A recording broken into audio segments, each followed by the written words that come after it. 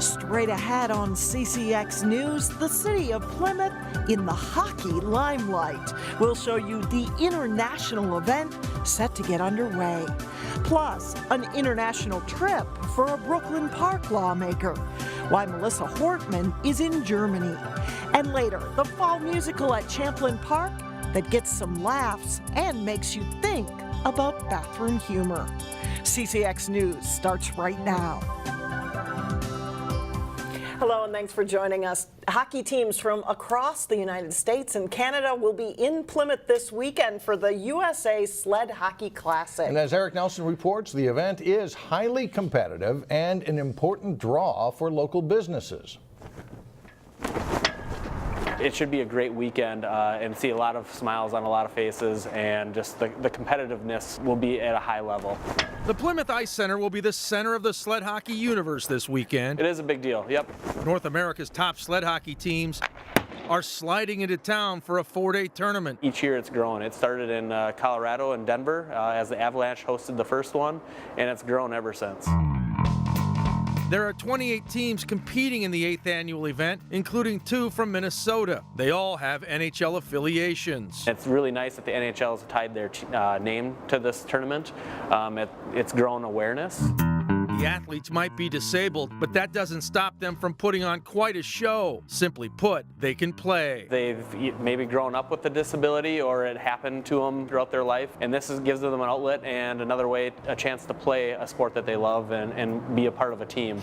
The action on the ice will bring plenty of visitors to Plymouth, which bodes well for the local business community. So all the businesses here in Plymouth should feel the effect of that and see a lot of people coming to their businesses, whether it be for restaurants or staying at their hotels or just doing some shopping. The Sled Hockey Classic gives the Ice Center a chance to show off some new upgrades, including the main rink, which has been converted from Olympic to professional size. The Sled Hockey Classic isn't the only major event being played at the Plymouth Ice Center.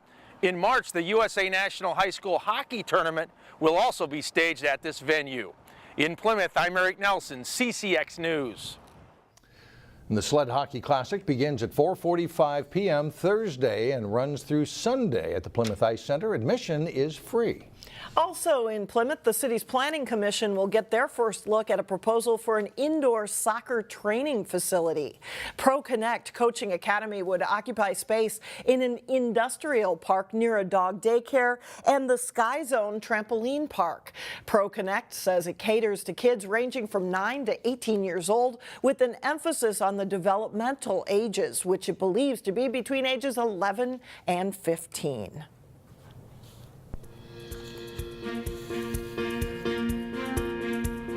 The Blue Line light rail extension is next in line for possible federal approval, and that tops our look inside City Hall. Brooklyn Park Mayor Jeff Lundy just returned from a lobbying trip to Washington with business leaders and state and county officials. After meeting with the Federal Transportation Administration, Lundy says there are 6 projects lined up nationwide, and the Bottineau extension is number 6. The first 5 have been approved.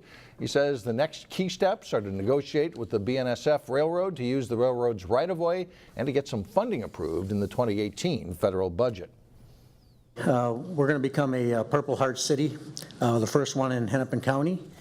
Brooklyn Park has declared itself a Purple Heart City, encouraging residents to remember veterans wounded in combat. The Purple Heart is the oldest military decoration still in use, and the Minnesota chapter of the Military Order of the Purple Heart helps needy families of Purple Heart recipients. A Brooklyn Park lawmaker is part of a Minnesota delegation in Germany showing support for the historic Paris Climate Accord tackling climate change. President Donald Trump has vowed to withdraw from the agreement, but there's another U.S. delegation committed to the agreement. Delane Cleveland joins us now with more. Delane? Mike and Alex, a group of elected officials, businesses, universities, and nonprofits are in Germany this week to talk about the global response to climate change. DFL State Representative Melissa Hortman is among that group. People have to be careful not to get hopeless about the climate problem, because there's a variety of actions we can take as individuals and as citizens and as consumers. Negotiators from nearly 200 countries are meeting this week in Bonn, Germany for the climate change talks. That includes a 9-member delegation from Minnesota, which Hortman is a part of. Hortman says Minnesota is one of 14 states represented in Germany that are committed to taking action on climate change. While the delegation is doing work in Germany, Hortman says there are things we can do at home to help. You're shopping. I mean, clearly you can make choices to buy products from companies that have signed on and made commitments. General Mills, Cargill, 3M, Target, all these companies have made tremendous commitments to reduce their carbon pollution. So you can feel good about spending your money at those businesses. Hortman did say that she's not in Germany as an official negotiator on climate talks, but her presence is meant to convey a message to the rest of the world that Minnesota is one of the states vowing to uphold the Paris Agreement. Mike? All right, thanks, Delane. On the campus of North Hennepin Community College in Brooklyn Park, it was a day dedicated to learning about Indigenous culture.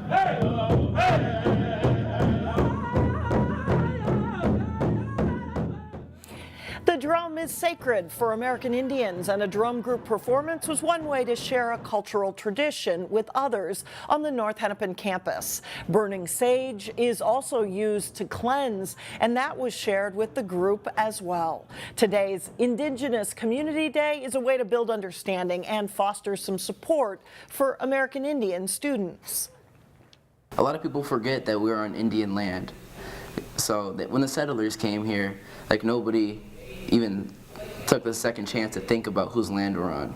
So just to know and respect the American Indian community is very important. The student group American Indian Initiative helped plan the day's events. Up next, we head to Providence Academy to meet today's standout student. Plus, the Hopkins girls basketball team gears up for another big season. We'll have a preview of the Royals. But first, a forecast that seems like a broken record. More clouds than sun Thursday with temperatures in the 30s. We'll be right back.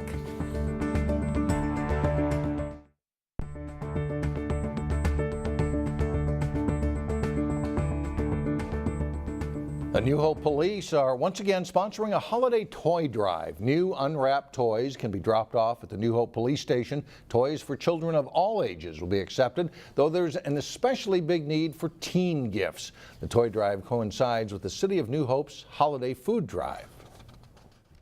There's a lot of need in our community. We do a food drive during the summertime as part of our National Night Out. Upstairs there's also a holiday food drive going on, and we do always have a bin here year-round for food collections as well. It's just one of the ways that we can give back to the community that we serve. Donations will be collected through December 15th and then delivered to local charities Prism and Near. Today's standout student is passionate about helping others. She is Providence Academy senior Julia Landwehr. Reporter Sonia Goins introduces us to her in this week's standout student. Do you think that Katerina is like noble or extraordinary? Julia Landwehr is bright, ambitious, and enjoys reading. Literature is her favorite subject. Getting to like analyze the book and like see like other people's opinions and everything, I just think it's super cool. Besides reading and analyzing books, the National Honor Society student also writes. I mean, all students have their own strengths. Some are really strong writers, some are really strong at discussing, some are really good at the factual stuff. And Julia stands out because she is just so good at each of those dimensions. When Julia doesn't have her head buried in a book, she can be found at the swimming pool.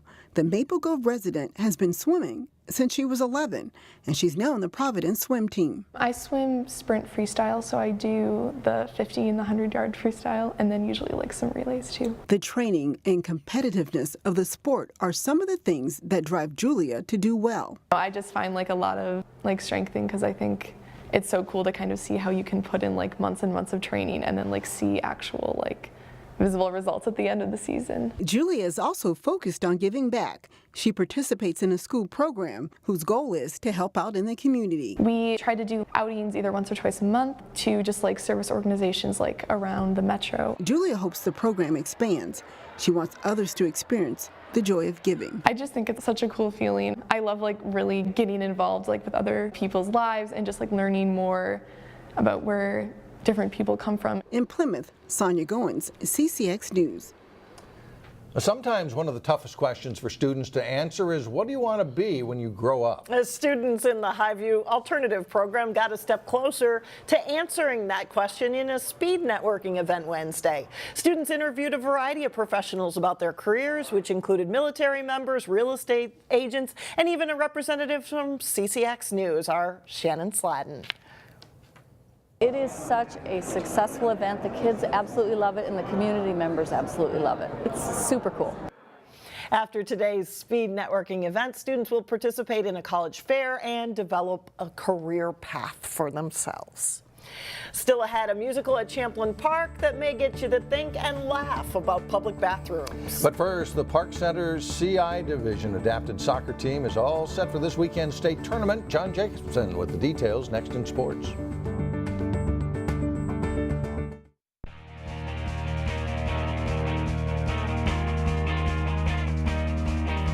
I'm John Jacobson with sports. Breck and Benilde-St. Margaret's have a combined 10 state tournament appearances in girls hockey since 2002, although none in the past 3 seasons.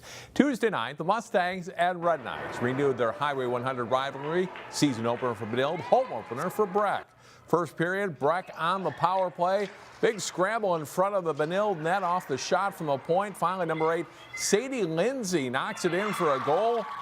And that gives the Mustangs a 1-0 lead. Later in the first period, Olivia Mobley wheels out into the circle and shoots. Allie Qualley tips the shot in for a goal.